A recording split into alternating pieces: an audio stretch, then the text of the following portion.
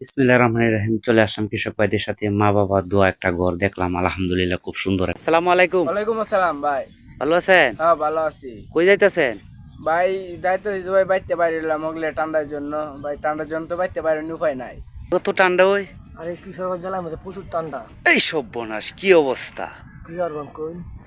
বাড়ির থেকে ঠান্ডার জন্য বের হতে পারতাছি না, কাজ কাম করতে পারতাছি না, খাওয়া দাওয়া করতে পারতাছি না। এই এত ঠান্ডা কোথার সর্বনাশ, থেকে এলো?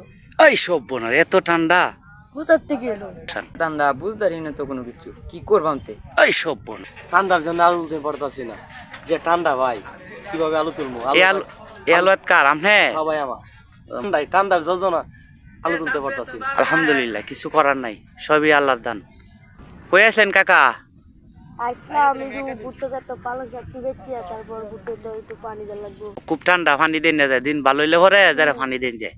যে ঠান্ডা পড়ছে এখন। ভাই সরিষা ক্ষেত কারি দেয়া? ভাই এটা আমারই ক্ষেত।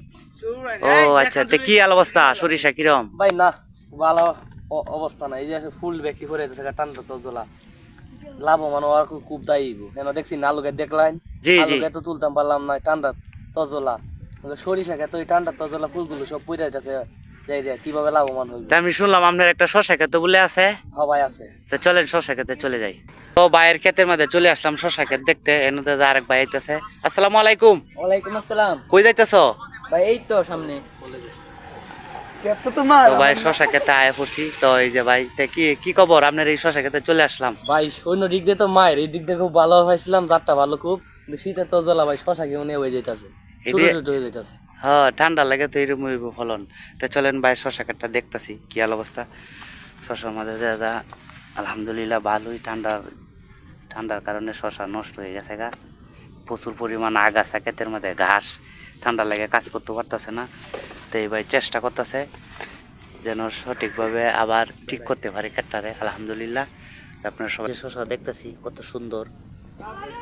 ঠান্ডা লাগে হয়তো পারতেছে না, ঠান্ডাটা ছাইড়ে দিলেই আবার শশা ভালো হয়ে যাবে, গাছ ভালো হয়ে যাবে। আবহাওয়ার কারণে ভালো দেখা যাইতেছে না। ভাই দোয়া করবেন, ভালো থাকবেন, আল্লাহ হাফেজ।